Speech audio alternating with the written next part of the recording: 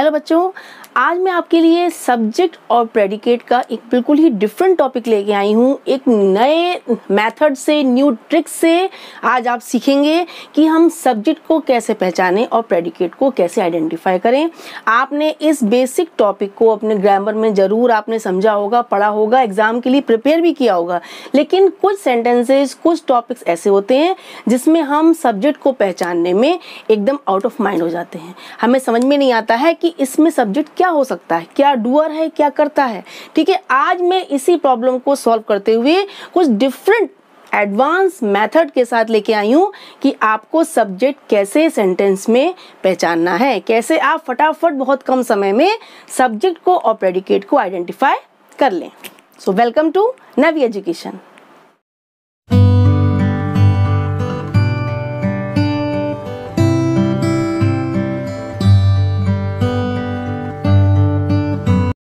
आपको पता है a complete sentence has two parts. एक आपका जो कंप्लीट सेंटेंस होगा उसमें आपके टू पार्ट्स होंगे। क्या क्या होंगे? सब्जेक्ट होगा एक और एक प्रेडिकेट होगा।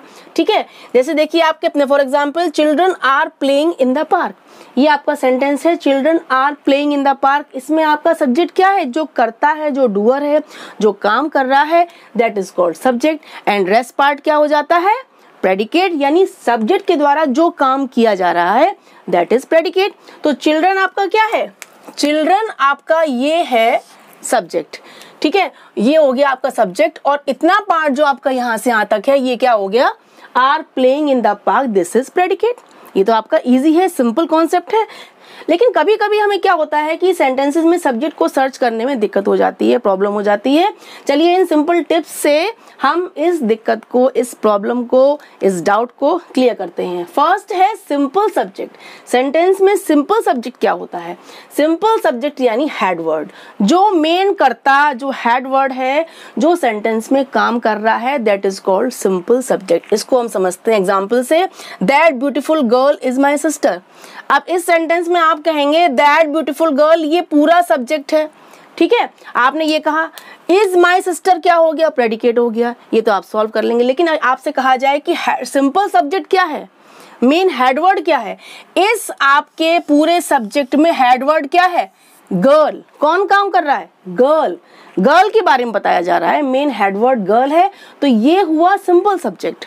ये पूरा सब्जेक्ट लिखा जाएगा लेकिन जो हेडवर्ड है, जो सिंपल सब्जेक्ट है, वो क्या होगा? गर्ल, क्योंकि ये डूअर है, ये करता है, इसके बारे में ही आगे बात की जा रही है प्रेडिकेट में। ठीक है, इज माई सिस्टर क्या हो गया? प्रेडिकेट हो गया। ऑल स्टूडेंट्स आर नॉटी, सभी स्टूडेंट्स नॉटी हैं। अब इसमें आप कहेंगे ऑल स्टूडेंट्स पूरा सब्जेक्ट है।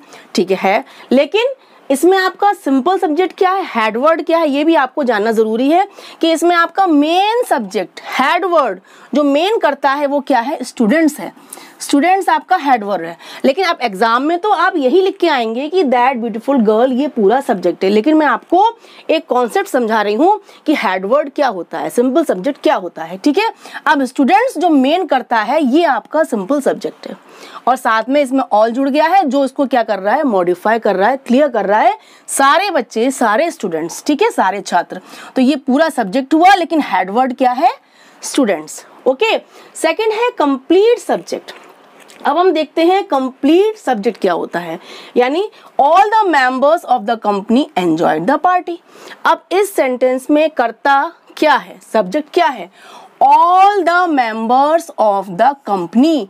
यहां तक ये पूरा शो कर रहा है कि कौन, किसने पार्टी को एंजॉय किया, एंजॉयड द पार्टी। पार्टी किसने एंजॉय करी? कंपनी के सारे मेंबर्स ने। यानी इतना पार्ट पूरा सब्जेक्ट को ही मॉडिफाई कर रहा है। किसने?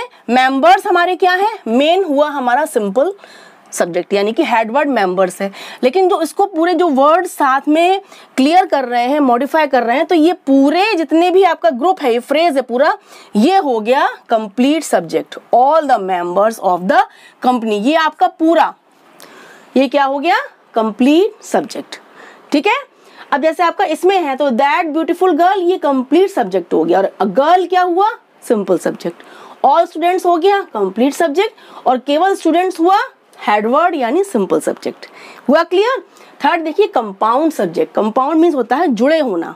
जब आपके more than one subject sentence में जुड़े होते हैं, शो किए जाते हैं, कोई काम को करते हुए शो किए जाते हैं, तो वो होता है कंपाउंड। जैसे इसमें आपका देखिए my uncle and aunt are coming today, मेरे अंकल और आंट आज आ रहे हैं। ठीक है, इसमें कितने हैं आपके? My uncle and aunt, 2 person हैं, 2 लोग हैं। ठीक है, इसमें आपके 3 भी हो सकते हैं, 4 भी हो सकते हैं, 5 भी, यानी कि जैसे आपका शो किया जाए कि Ram, Shyam and Ravi are coming today, तो इसमें 3 हो गए, है ना। यानी मोर देन वन कितने भी हों, यदि वो ये एक साथ सेंटेंस में ज्वाइन है और वो काम कर रहे हैं मिलकर एक साथ, यानी कि वो आपके हुए कंपाउंड सब्जेक्ट। अंकल और आंट दोनों आ रहे हैं, यानी कि दोनों को हम ज्वाइन करके शो कर रहे हैं कि ये दोनों आ रहे हैं टुडे, आज। तो ये हुआ आपका कंपाउंड सब्जेक्ट। ठीक है, फोर्थ है डिलेड सब्जेक्ट, यानी कि डिले माने क्या होता है? देर से आना, देर करना, यानी कि बाद में के सेंस में आता है। यानी जो सब्जेक्ट सेंटेंस में कभी कभी देर से आता है, यानी बाद में यूज किया जाता है, उसे कहते हैं डिलेड सब्जेक्ट। तो आप क्या करेंगे, आप उसको फिर थोड़ा सा परेशान हो जाते हैं कि इस सेंटेंस में सब्जेक्ट क्या हो सकता है। ठीक है, ऐसा नहीं है कि स्टार्टिंग में आए, कभी कभी आपका मिड में भी आ जाता है, कभी आपका लास्ट में भी आ जाता है। तो सेंटेंस स्टार्टिंग की बजाय बाद में, यानी कि थोड़ा सा डिले करते हुए भी शो किया जाता है। Here are those demanding books. ठीक है, अब इसमें हमारा सब्जेक्ट क्या है? दोज डिमांडिंग बुक्स, ये पूरा है, लेकिन हमारा जो मेन जो सब्जेक्ट है वो क्या है? बुक्स। यानी बुक्स को इन्होंने बिल्कुल लास्ट में यूज कर दिया है। देखिए, आपका स्टार्टिंग में नहीं आया, मिड में नहीं आया, लास्ट में उन्होंने यूज किया, तो ये होता है डिलेड सब्जेक्ट। यानी सेंटेंस में कभी कभी सब्जेक्ट लास्ट में भी या मिड में भी यूज हो जाता है, जिससे कि आप कभी कभी एग्जाम्स में कंफ्यूज हो सकते हैं। How kind the lady is. अब एक्सक्लेमेटरी सेंटेंसेस में भी सब्जेक्ट जो होता है वो आपका मिड में या लास्ट में ही यूज होता है mostly. How kind the lady is, इसमें क्या है? The lady. द लेडी क्या है?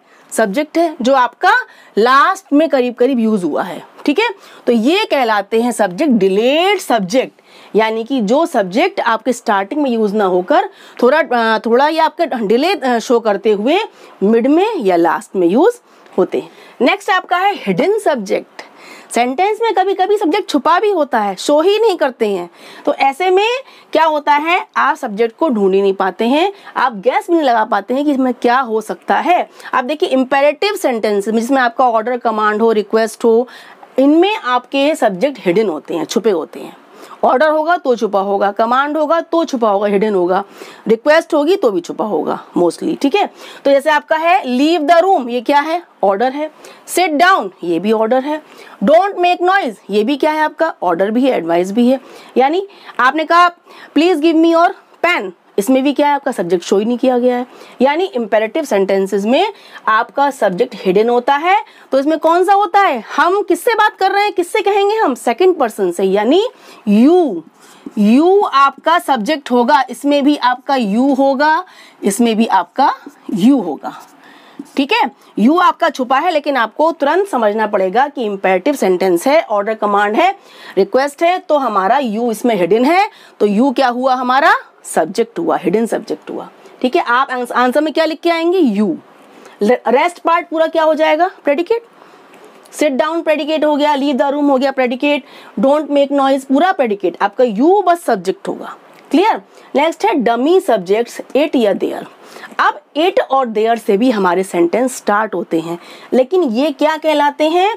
ये कहलाते हैं डमी सब्जेक्ट्स या वेकेंट सब्जेक्ट्स। ठीक है, इनका कोई सेंस नहीं होता है, लेकिन सेंटेंस को क्रिएट करने के लिए, सेंटेंस में खाली जगह को भरने के लिए, यानी सेंटेंस को बनाने के लिए प्रॉपरली हम कभी कभी इट या देयर का भी यूज करते हैं। ठीक है, जैसे आपने कहा इट इज रेनिंग, बारिश हो रही है। अब बारिश हो रही है को हम कैसे सेंटेंस में यूज करेंगे? इट इज हेल्पिंग वर्ब है, रेनिंग मेन वर्ब है। अब स्टार्टिंग में हम क्या लगाएं? तो हम इट से इस सेंटेंस को बनाते हैं।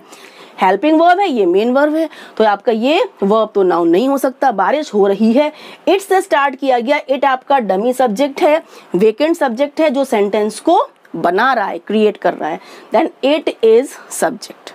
डमी होते हुए भी आपका इसमें क्या हो जाएगा, ये सब्जेक्ट बनेगा। ठीक है, आपने कहा there is a stranger outside the gate. अब इसमें सेंटेंस को क्रिएट करने के लिए देयर से यूज किया गया है। ठीक है, देयर इज अ स्ट्रेंजर, वहां एक स्ट्रेंजर है आउटसाइड द गेट। वैसे देयर माने क्या होता है वहां, हेयर माने यहाँ, लेकिन कभी कभी सेंटेंस को स्टार्ट करने के लिए भी देयर लगा देते हैं। There are many girls, there are many boys, ऐसे हम लोग बोलते हैं। तो देयर आपका डमी सब्जेक्ट है। ठीक है, लेकिन इसमें आपका मेन सब्जेक्ट क्या है, अ स्ट्रेंजर। इसमें आपका अ स्ट्रेंजर काम कर रहा है, उसके बारे में कही जा रही है। मेन सब्जेक्ट जो आपका है, जो डूअर है, जो करता है, वो है अ स्ट्रेंजर, देयर नहीं है। देयर आपका डमी है, लेकिन आपका मेन सब्जेक्ट है अ स्ट्रेंजर। आप लिख के आएंगे अ स्ट्रेंजर, या अगर आप कंफ्यूज हो तो आप लिख सकते हैं देयर इज अ स्ट्रेंजर, इतना पूरा लिख दीजिए आप। लेकिन आपका मेन सब्जेक्ट क्या होगा, अ स्ट्रेंजर। देयर क्या है, डमी सब्जेक्ट या वेकेंट सब्जेक्ट। क्लियर हुआ। Non finite verbs as a subject. अब नॉन फाइनाइट वर्ब्स जो होते हैं सेंटेंस में जब एज अ सब्जेक्ट यूज हुए हैं, ठीक है, अब इसमें कौन कौन से होते हैं, इन्फिनेटिव, जीरेंड, पार्टिसिपल। तो इन्फिनेटिव और जीरेंड जो होते हैं वो एज अ नाउन सेंटेंस में काम करते हैं, यानी वर्ब में आईएनजी लगा के या वर्ब में टू लगा के ये क्या बन जाते हैं, ये नाउन का काम करते हैं। कैसे, walking is a good exercise, walk करना एक अच्छी एक्सरसाइज। अब इसमें किसके बारे में बताया जा रहा है, टहलने, वॉक करने के लिए, यानी कि वॉकिंग हमारा सब्जेक्ट हुआ। ये वर्ब नहीं है, ये कहा जा रहा है कि वॉक करना, स्विम करना, ठीक है, एक्सरसाइज करना, यानी ये कर रहे हैं का सेंस नहीं दे रहा है। ये जीरेंड है, आईएनजी फॉर्म है जो वर्ब में यूज हुई है, और ये एज अ जीरेंड है, यानी नॉन फाइनाइट वर्ब के रूप में यूज हुआ है, और ये नाउन का काम कर रहा है। देन आपका ये हुआ सब्जेक्ट, वॉक करने के बारे में कह रहे हैं। हमारा पूरा पार्ट हो गया ये प्रेडिकेट, ये हो गया सब्जेक्ट, ये हो गया प्रेडिकेट। हुआ clear. To err is human, गलती करना ह्यूमन की आदत है, मनुष्य की आदत होती है। ठीक है, अब टू क्या है, टू प्लस वर्ब की फर्स्ट फॉर्म ये होती है इन्फिनेटिव, और इन्फिनेटिव भी होता है नॉन फाइनाइट वर्ब, जैसे जीरेंड होता है ऐसे इन्फिनेटिव होता है। ये भी एज अ नाउन काम करता है सेंटेंस में। स्टार्टिंग में देखिए यूज हुआ है एज अ सब्जेक्ट कि गलती करना, ए क्या है, इज ह्यूमन, यानी ह्यूमन की आदत है। टू एयर इज ह्यूमन, तो ये आपका क्या हुआ, ये सब्जेक्ट हुआ टू एयर, यानी इसके बारे में ही बात की जा रही है, नाउन के रूप में काम कर रहा है टू एयर, तो ये हुआ आपका सब्जेक्ट। ठीक है, बाकी आपका पार्ट क्या हो गया, ये हो गया प्रेडिकेट। क्लियर। कुछ हमारे प्रोनाउंस भी एज अ सब्जेक्ट यूज होते हैं सेंटेंस में, जैसे देखिए who has stolen my bag, किसने मेरा बैग चुराया है। अब ये प्रोनाउन जो है आपका, इसमें हु प्रोनाउन है जो नाउन की जगह यूज हुआ है, किसी व्यक्ति के लिए हमने यूज किया है, who co as a subject use हुआ है कि हु हैज, किसने चुराया है मेरा बैग, यानी हु हमारा क्या हो गया, सब्जेक्ट हो गया। ठीक है, यानी ये हमारा इंटेरोगेटिव प्रोनाउन भी है। ये हमारा, अगर इसको हम ऐसे यूज करें, the man who has stolen my purse is found, यानी वो व्यक्ति जिसने हमारा पर्स चुराया, तो हु क्या है, रिलेटिव प्रोनाउन हो गया जो हमने मैन के लिए यूज किया, तो वो भी हु भी एज अ सब्जेक्ट यूज हो रहा है। और इंटेरोगेटिव प्रोनाउन के रूप में भी हु हैज, किसने चुराया मेरा बैग, तो ये भी आपका एज अ सब्जेक्ट ही यूज हो रहा है। यानी हम रिलेटिव प्रोनाउंस और इंटेरोगेटिव प्रोनाउंस इनको भी हम एज अ सब्जेक्ट यूज करते हैं। ठीक है, which is the best thing, कौन सी थिंग सबसे बेस्ट है, सबसे अच्छी है, यानी किसी चीज के लिए हमने विच का यूज किया है, उस चीज का नाम ना देकर हमने दे दिया which is the best thing, यानी विच क्या हुई, एज अ सब्जेक्ट यूज हुआ है जो इंटेरोगेटिव प्रोनाउन है। हम कह सकते हैं the thing which is the best one is mine, वह चीज जो सबसे अच्छी है वो मेरी है। ठीक है, अब जब हमने उसमें क्या किया, उस चीज के लिए भी हमने विच का यूज किया, यानी रिलेटिव प्रोनाउन हो चाहे इंटेरोगेटिव प्रोनाउन हो, ठीक है, दोनों टाइप के प्रोनाउन सेंटेंस में सब्जेक्ट के रूप में यूज होते हैं। हु यहाँ पर हु है, यहाँ विच है जो किसी क्या कर रहा है, नाउन को रिप्रेजेंट कर रहा है। ठीक है, तो ये हो गया एज अ सब्जेक्ट। अब आपने देखा कि इस तरीके से हमने ये जो टिप्स देखे, इनसे क्या सीखा कि हम सब्जेक्ट को सेंटेंस में कैसे फाइंड आउट करेंगे, कभी छुपा भी होगा, हिडन होगा, तब भी हम समझ जाएंगे, क्योंकि हमारे इंपेरेटिव सेंटेंस में सब्जेक्ट हिडन होता है। ठीक है, डिलेड में क्या होता है, सेंटेंस में कभी कभी मिड में या लास्ट में भी यूज होता है, तब हम सर्च कर सकते हैं। कंपाउंड में क्या होता है, हमारा मोर देन वन होंगे जो ज्वाइंट होंगे आपस में, तो वो होगा आपका कंपाउंड सब्जेक्ट। कंप्लीट माने होता है कभी कभी मेन सब्जेक्ट के साथ, मेन हेडवर्ड के साथ कुछ और वर्ड्स दिए जाते हैं जो उसको क्या करते हैं, मॉडिफाई, तो वो हो जाता है कंप्लीट सब्जेक्ट। देन सिंपल होता है मेन हेडवर्ड। ठीक, अब आपके क्या है, इट और देयर होते हैं dummy subjects. Then non finite verbs यानी जीरंड और इन्फिनेटिव, ये भी एज अ नाउन काम करते हैं सेंटेंस में। उसके बाद रिलेटिव प्रोनाउंस हो या इंटरोगेटिव प्रोनाउंस हो, ये भी सेंटेंस में एज अ सब्जेक्ट यूज किए जाते हैं। ये टॉपिक बहुत मजेदार है, बहुत इंटरेस्टिंग है, क्योंकि इस टॉपिक को क्रिएट करने में, इस वीडियो को बनाने में, इस कंटेंट को क्रिएट करने में भी मुझको बहुत इंटरेस्ट आया था। क्योंकि क्या है, सब्जेक्ट को सिंपली समझना कि हाँ ये सब्जेक्ट है, ये डूअर है, ये करता है, लेकिन कभी कभी सेंटेंसेस इतने टिपिकल होते हैं कि हम उसको सर्च नहीं कर पाते हैं। तो इन टिप्स से आपको वो जो प्रॉब्लम है, वो जो आपको डाउट्स हैं, वो कभी नहीं होंगे। इसलिए इस टॉपिक को, इस वीडियो को ज़्यादा से ज़्यादा शेयर करें, ताकि ये जो इस टॉपिक पे जो भी कंफ्यूजन है, जो डाउट है, वो हर बच्चा क्लियर कर ले और उसको एग्जाम में कभी भी इस क्वेश्चन में डिफिकल्टी ना हो। Please keep watching. Bye bye.